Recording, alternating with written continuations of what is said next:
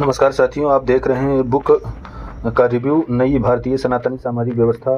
ये इसका पहला पेज है इस बुक का। इसमें देखेंगे संघर्ष से समाधान तक एक सामाजिक दृष्टिकोण के साथ नई भारतीय सनातनी सामाजिक व्यवस्था, जो सनातनी समाज की सभी समस्याओं का समाधान करने में सक्षम। और इसी के साथ ये जो है इसका बैक पेज है, जिसमें नई भारतीय सनातनी सामाजिक व्यवस्था इकोसिस्टम प्रत्येक सनातनी हिंदू के साथ है। अब कोई हिंदू अकेला नहीं होगा, सिस्टम व समाज उसके साथ होगा।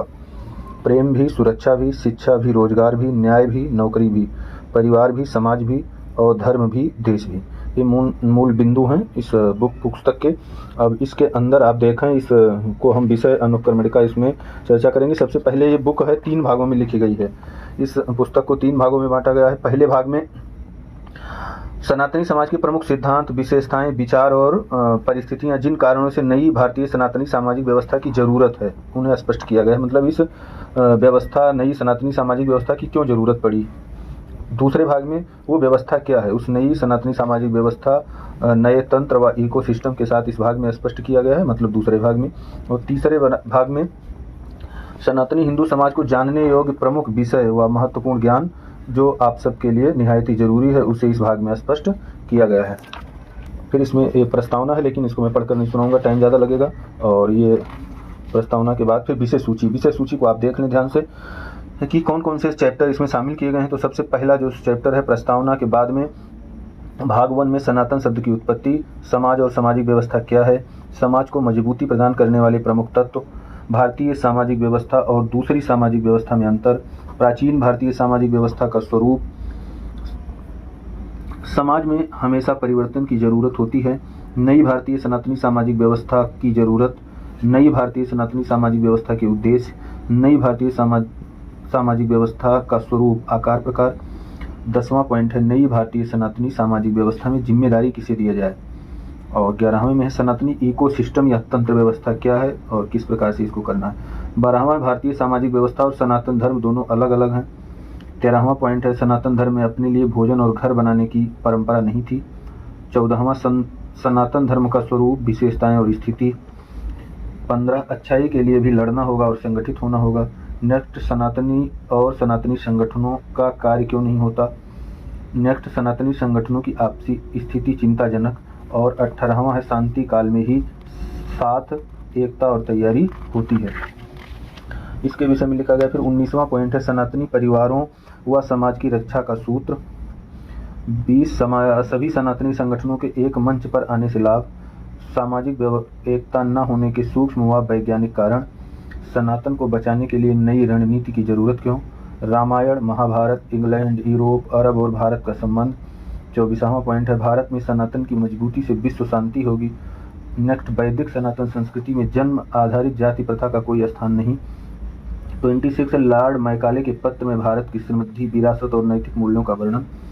27वां है ब्राह्मणों के खिलाफ अंग्रेजी साजिश, भेदभाव, अज्ञानता समाज की बड़ी समस्या कैसे है। तो यहाँ तक ये भाग 1 हुआ। और भाग 2, दूसरे भाग में पूरा इस व्यवस्था के विषय में लिखा गया है कि सनातनी हिंदुओं की कानूनी समस्याएं और समाधान, कि कानूनी तौर पर हमें क्या समस्या है समाज की और समाधान क्या है। दूसरा पॉइंट है इसमें सनातन बोर्ड अथवा एक सनातन एक मंच जैसी संस्था की प्रासंगिकता और लाभ, सनातन के लिए एक कोठरी कमरे की मांग, सनातन बोर्ड या एक सनातन एक मंच जैसी संस्था का स्वरूप, कार्य एवं उद्देश्य, सनातनी हिंदुओं की सामाजिक समस्याएं और समाधान, सनातनी हिंदुओं की सांस्कृतिक समस्याएं और समाधान, धार्मिक समस्याएं और समाधान, शिक्षा की समस्याएं और समाधान।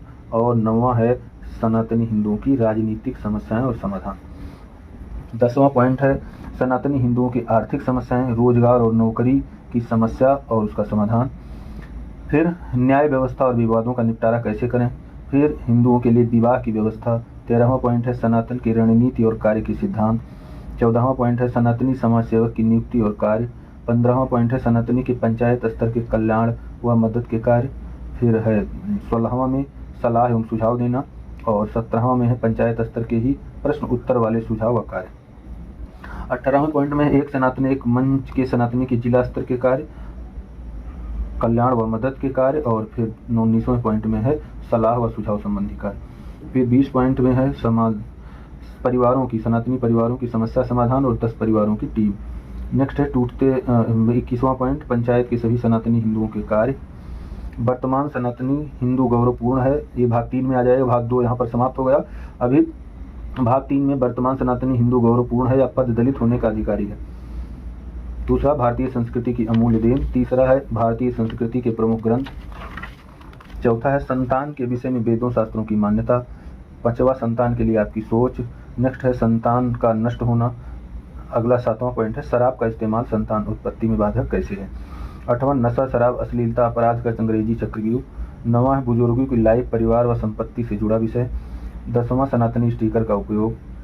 11वां, कलयुग का आगमन राजा परीक्षित का संवाद और वर्तमान में उसका प्रभाव। 12वां, श्रीमद् भागवत पुराण के अनुसार कलयुग के धर्म लोगों के आचार विचार। 13वां, श्री रामचरित मानस में कलयुग महिमा का वर्णन। 14वां, कलयुग के दुष्प्रभावों से बचने के उपाय। 15, अग्नि पुराण के अनुसार राजा के कर्म धर्म। 16, मनुस्मृति के अनुसार राजा के धर्म कर्म। 17, कादम्बरी सौरभम के अनुसार राजकुमार के लिए उपदेश, जो नया राजा बनने वाला है उसके लिए उपदेश दिया गया है। 18वां है आचार्य चाणक्य के नीतिगत विचार और 19 में है आज का राजा कौन और जिम्मेदारियां किसकी। नेक्स्ट लास्ट में एक सूचना है और निष्कर्ष है। तो ये पूरा बुक का विषयानुक्रमणिका है, इसको आप मंगवा सकते हैं, पढ़ सकते हैं। इसमें जो प्राइस दिया हुआ है वैसे इसमें 300 रुपये है, बट ये तो सेलिंग के लिए है। आपको ये बुक 200 रुपये में मिलेगी अगर आप विद डाक खर्चा, अगर आप ये हमारे से मंगवाते हैं 200 रुपये में आपको भेजी जाएगी। अगर आप कोरियर से मंगाते हैं तो हो सकता है 10-5 रुपये ज़्यादा लगे, तो वो कंपनी का सिस्टम होगा। तो आप इस बुक के बारे में समझ गए होंगे और मैं आप सबसे निवेदन करूंगा कि ज़रूर आप इस बुक को मंगाएं और पढ़ें। तो धन्यवाद, नमस्कार।